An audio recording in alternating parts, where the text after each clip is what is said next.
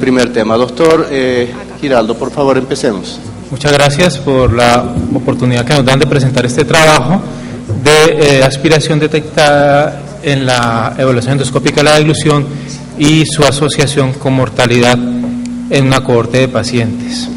La disfagia se puede presentar hasta en un 16% de la población general y su frecuencia se incrementa de manera importante con la edad y con enfermedades dentro de las cuales tal vez la más importante es la enfermedad cerebrovascular, ya que de un 40 a un 70% de estos pacientes van a desarrollar disfagia orofaríngea. También la vamos a encontrar con mucha frecuencia en el trauma craneoencefálico, especialmente en el trauma craneoencefálico severo, en los tumores y enfermedades degenerativas del sistema nervioso central. Para evaluar el paciente con disfagia contamos en primer lugar con la evaluación clínica y dependiendo de las alteraciones encontradas en ella tenemos que proceder a un estudio de imagen de la deglución.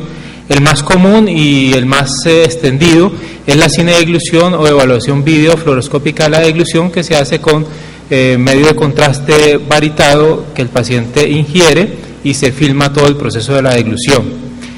Nosotros nos dedicamos especialmente a la evaluación endoscópica de la deglución, donde con un endoscópico de fibra óptica, un fibronasolaringoscopio colocado a nivel de la nasofaringe o la orofaringe, vamos a determinar cómo está todo el proceso deglutorio y la sensibilidad laringofaríngea.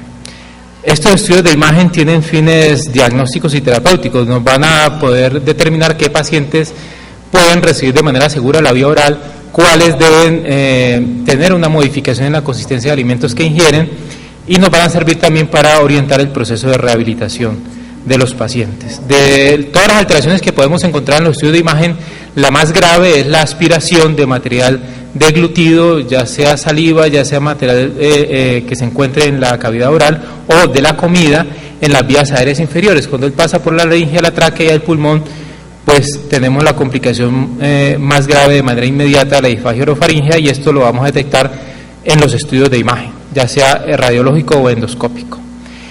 Esta alteración, que es la más severa, uno también esperaría que sea la que más se relaciona con desenlaces negativos y en particular la mortalidad. De hecho, Ickenstein y Smith encontraron una asociación con mortalidad en los pacientes que aspiraban en la prueba radiológica de la deglución o cinedeglución. Pero otros estudios hechos con esta misma técnica no han replicado estos resultados, probablemente por problemas en los grupos de comparación, y hasta ahora no se ha encontrado una asociación de aspiración detectada en la prueba endoscópica con mortalidad. Con el fin de determinar qué alteraciones de la prueba endoscópica de la deglución se asociaban con mortalidad, decidimos hacer un estudio de cohorte prospectivo en pacientes a riesgo de disfagia orofaríngea que consultaron a nuestra institución. Evaluamos 148 pacientes consecutivos a riesgo de disfagia en un hospital de nivel 3 universitario entre junio de 2005 y febrero de 2013. Cada paciente fue sometido a una evaluación clínica estandarizada que la realizaba un médico, un neumólogo y también una fonoaudióloga, y a una evaluación endoscópica de la deglución o FES. Hicimos un seguimiento semestral telefónico o presencial de los pacientes evaluados. La variable dependiente para nosotros en este estudio fue mortalidad, el número de muertes, y las variables independientes que exploramos en cuanto a asociación con mortalidad pues eran la edad, el sexo, el índice de masa corporal, la frecuencia de neumonía, la aspiración de cualquier consistencia de alimentos, ya fueran líquidos, claros, espesos, sólidos o semisólidos, el antecedente de cáncer, de POC, diabetes, insuficiencia cardíaca, enfermedad cerebrovascular, cirrosis, asma, trauma y consumo de alcohol. Estas variables las introdujimos a un modelo multivariado de COS. Hicimos un proceso secuencial. Primero realizamos un análisis bivariado de las variables potencialmente asociadas con mortalidad, seleccionadas de acuerdo a la revisión de la literatura y la plausibilidad biológica, y de las posibles variables de confusión también.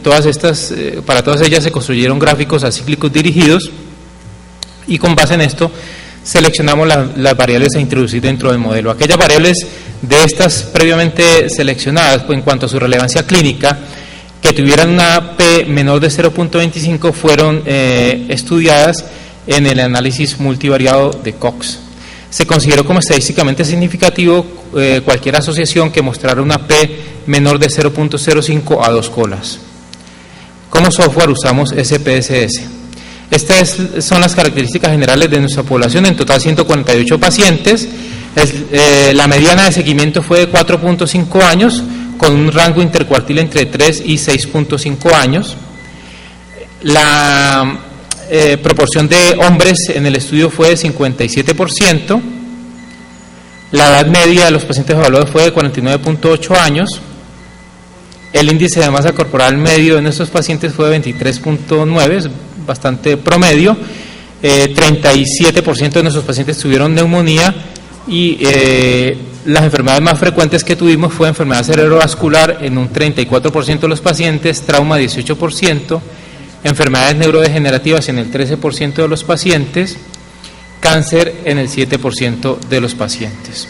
Este es el análisis bivariado, donde podemos ver que la edad mayor de 65 años se asoció de manera significativa con un hazard ratio de 6.7, con el riesgo de muerte, lo mismo la presencia de neumonía y de aspiración de cualquier consistencia.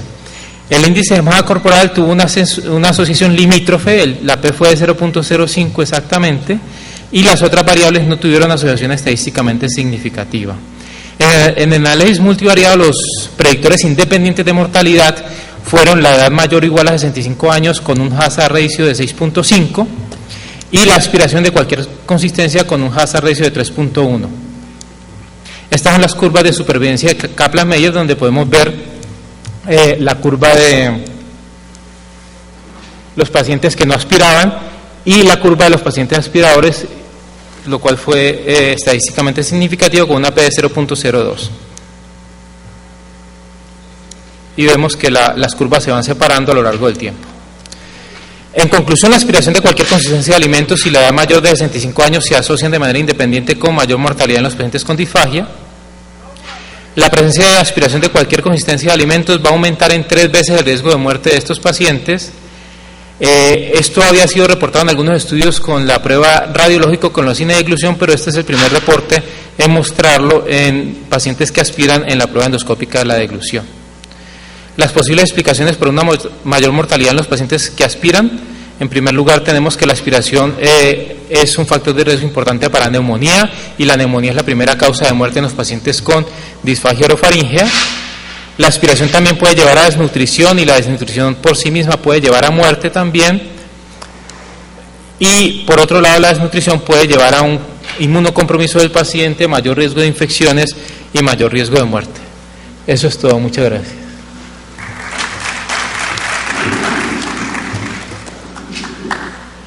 ¿Algún comentario por parte del auditorio? ¿Ustedes han podido correlacionar este hallazgo endoscópico con los hallazgos de imágenes, con la videodeglución, y qué correlación tiene estos hallazgos endoscópicos asociados a mayor mortalidad o estos indicadores de mayor mortalidad con los hallazgos de la videodeglución? Nosotros tenemos un metaanálisis que está en proceso de preparación para someter a publicación, donde evaluamos la sensibilidad comparada de la prueba endoscópica con la prueba radiológica. La prueba endoscópica es un poco más sensible para detectar aspiración y para detectar penetración, que es la entrada del alimento a la laringe sin que pase a la tráquea. Es un poco menos sensible que la prueba radiológica para detectar el derrame faríngeo precoz, que es el paso prematuro del alimento de la cavidad oral a la cavidad faríngea. Pero en lo que tiene que ver con penetración, con aspiración y con presencia de residuos, la prueba endoscópica es un poco más sensible que la radiológica. ¿Hay alguna otra pregunta? Yo te haría una pregunta más, si me permitís. A partir de las conclusiones que ustedes llegan, ¿sugerirían en aquellos pacientes que encuentran estos elementos que indican la deglución, la aspiración, algún tipo de reeducación deglutoria o tratamiento por parte de los fisioterapeutas para tratar la deglución o tratar de mejorar la deglución en estos pacientes?